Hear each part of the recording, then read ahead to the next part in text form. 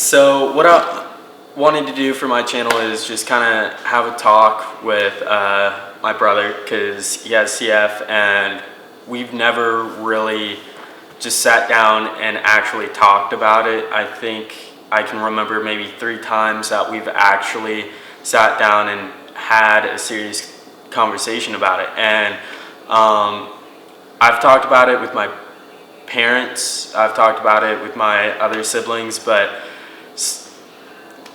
for some reason me and him have never talked about it. And I know he's always wanted me to never, anyone for that matter, for anyone to view you as sick. Yeah. And I can remember one time when he first came home with his tube. It's kind of the earliest memory I have of you coming home with CF in a sense. You got your tube, and the first thing everyone else, you didn't really talk to me about it, first thing everyone told me was he doesn't want anyone to know.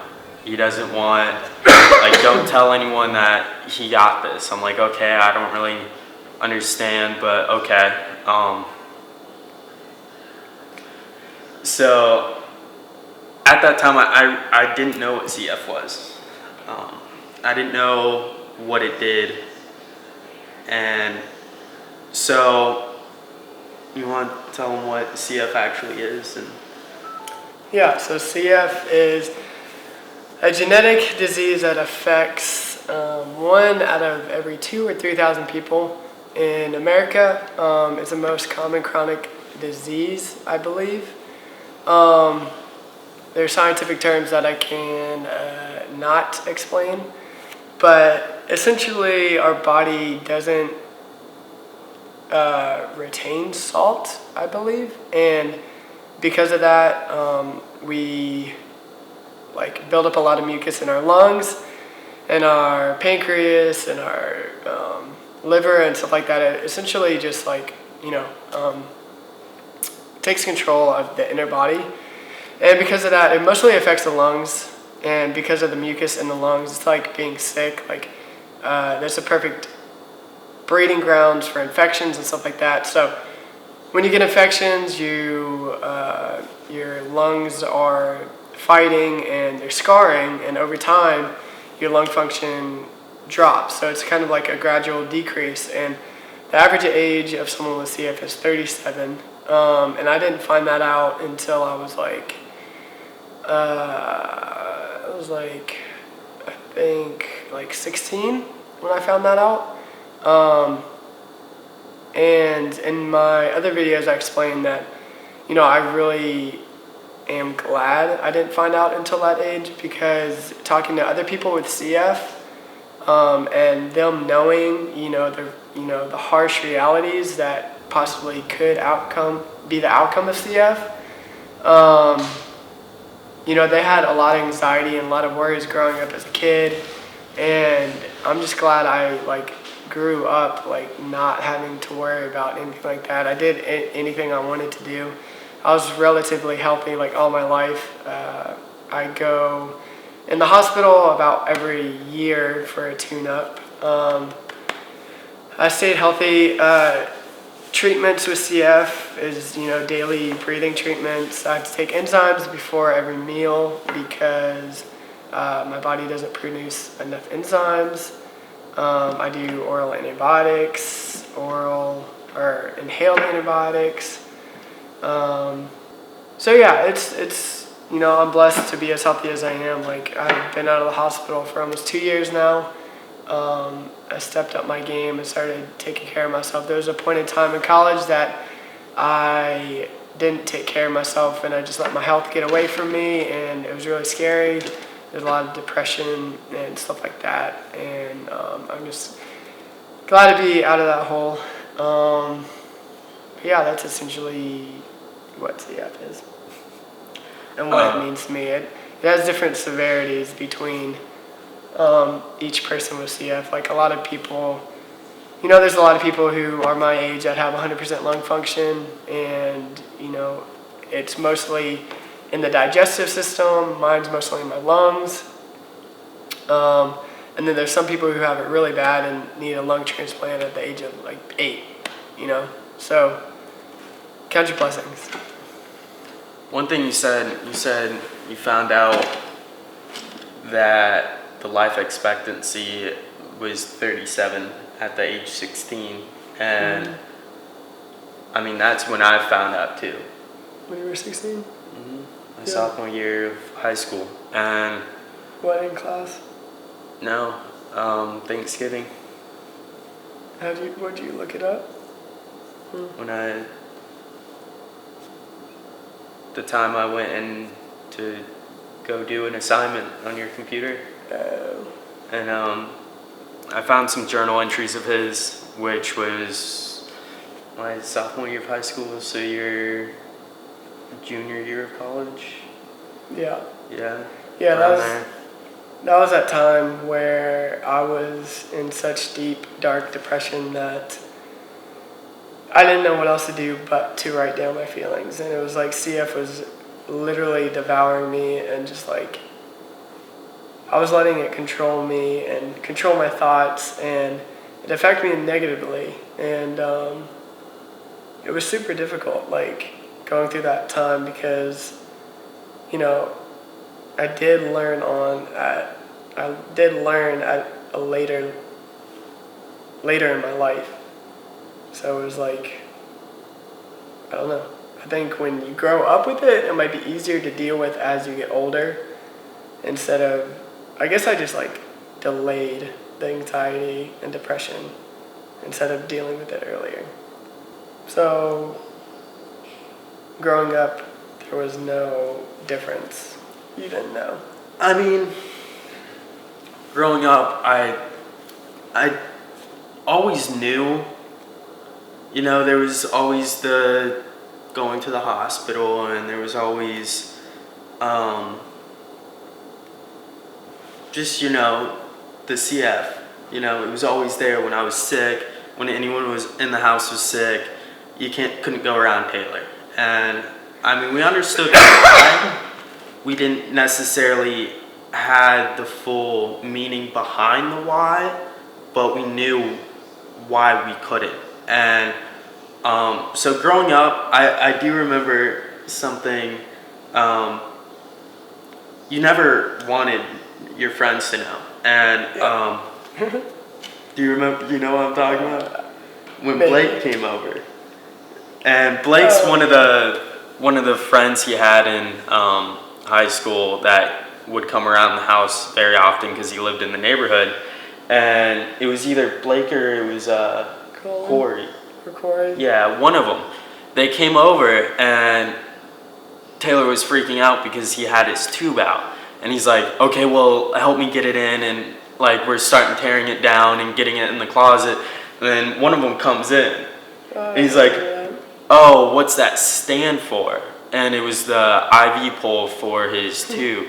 And we're both like, and Taylor's like, oh, that we played doctor. And I just went along with it. And I mean, like, there's definitely times growing up where it was more apparent than others. What was more apparent? That I wanted CF. to hide it? Or? No, just CF in general. Yeah. And just growing up with it in the household wasn't that really, I don't know, it wasn't noticeable. Because it was what we did. Yeah, it was everyday life. It was what we did every day. And how has CF affected you positively and negatively? so negatively, we'll start with that. I mean, for a while it took a toll on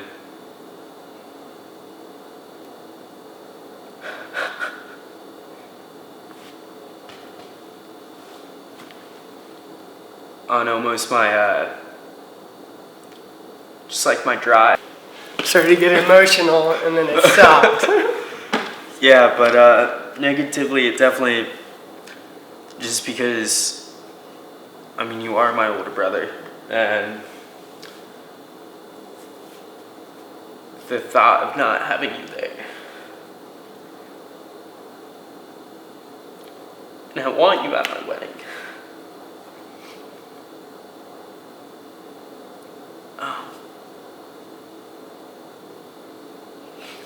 And that's hard.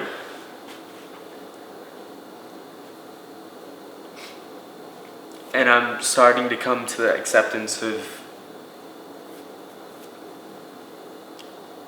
you are. It's in God's hands. Yeah. And I mean, whether you're there or not, I know I will see you later. But positively, Should have started with the positive. yeah, I should have started with the positive one. But positively, even though it is a terminal illness, it is, a lot of doctors don't see it as a positive outcome, A lot of people don't. A lot of people don't. But I mean, just having it in my life has driven me more to my professions that I want to strive for, as well as talking with people. I feel like it allows me to be closer with someone, and to be able to let my weakness be able to connect with someone maybe a little bit better, because I have been in a dark place before, and I can definitely relate with things people have going on. But Yeah, it's definitely like it. I feel like we've kind of been on the same journey with it, where it's like it's taken a really, like, we kind of try to bury it on the rug for so long, and then it just kind of hit us like a ton of bricks, and then now it's like, we're learning to deal with it in a positive manner and use it to, better our lives and better, hopefully, help somebody else's. And that's like been my goal. Like, that's like my turnaround, is when it's like, well, it's when you stop thinking about yourself and think about how can I help somebody else, because there's a reason for everything, and there's a reason I have this, and there's a bigger picture, and whatever God's will is, it's bigger than I can imagine, and it's a bigger picture than anybody can grasp. And I won't understand it now. I won't understand it the day I die, and hopefully one day when I get to heaven I'll understand it. But it's in the moment, it's hard to see that picture, but having faith that it's gonna work out for the good is comforting. And I think it makes you, like I said in one of my videos, it makes me, we talked about how we can use CF as a gift, and I think it allows me to live like everyone else should be living. And that's because I know I'm not promised tomorrow, and nobody's promised tomorrow, but it's like I have what someone would say a crutch, I see as a blessing, because I can, it makes me live like I don't have tomorrow. And I think that's how society should be living. So that's how I look at it positively. why were you so apparent on not letting anyone know? I was just scared. I was just ashamed. Like, I didn't want, like, And as a teenager growing up, it's like all you want to do is fit in. So it's like when you have something different than somebody else, it's like you're scared you might be judged or embarrassed because of it. Like I was the smallest kid growing up, so it was like that. I just my self-confidence. I didn't have any self-confidence, and it was just like I was a very shy, reserved kid, and I just didn't want any attention brought on me. And so yeah, I mean that led to not being able to reach out to anyone for support, and it hurt me in the long run. But yeah, I mean hopefully,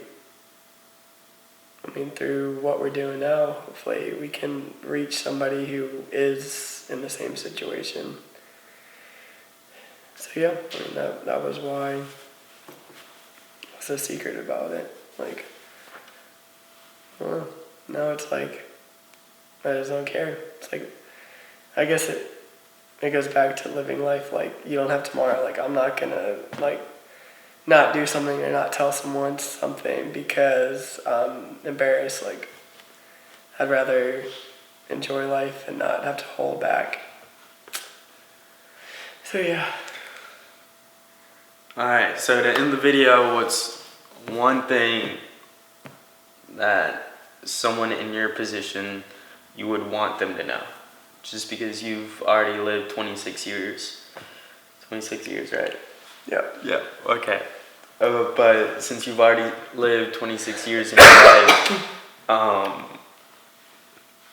what's something that you would want someone to know in your position? Don't let doctors or statistics or medicine let it control you. Don't let CF control you. Don't let it control what you do, or don't let it devour you. Like, doctors don't know how long you're going to live.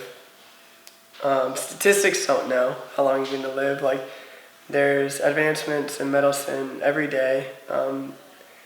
Actually, just the other day there was a phase 3 study of a drug with heterozygous delta F508, which I have, with like really promising results. And it's like, if it passes phase 3, then it goes to the FDA, and then it's available to anyone, and that's like, it's a miracle drug. Like with homozygous delta F508, it's like I'm getting off topic here, but they already have a drug for that.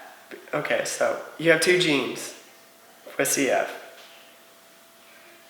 Delta F508, homozygous means you have 2 genes the same, and it's the most common. And they have a medicine out, I think it's Ivacaftor or Kalydeco,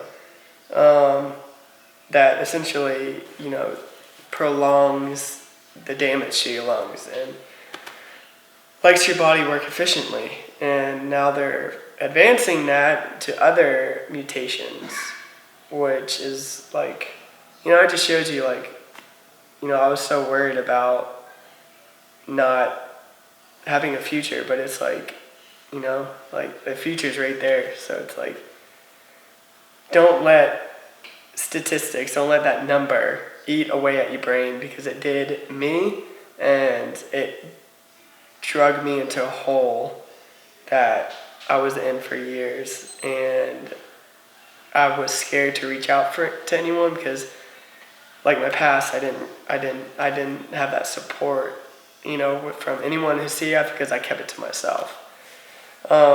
So don't be scared to reach out to someone and be vulnerable. Because like you really you need someone there to help you through it. And I had to learn the hard way, but I think I've been rambling on. So, but that also doesn't just go with CF. That goes with depression. That goes with anything you're dealing with. just going through a loss of a friend, that no one really knew that he was depressed, and I've talked about it in one of my videos before too, but I mean, no one knew he was going through it. So, I mean, that goes with anything. If you have anything going on, just talk about it with someone. Yeah, for sure. I mean, like I said, you can't go through it alone. Like, we are not built to go through life alone. Like, we need each other. But I hope you guys enjoyed this. Hopefully we'll be able to do some more videos together. He's moving to Colorado maybe in a couple months or whenever. I'd say like half a year. But yeah, and I'm moving back to school after the wedding, so hopefully we'll be able to get some videos in. But thank you guys for watching. Hope you guys did enjoy. Tune in tomorrow maybe for another video. Maybe. I'm not. Yeah. Peace. Good job.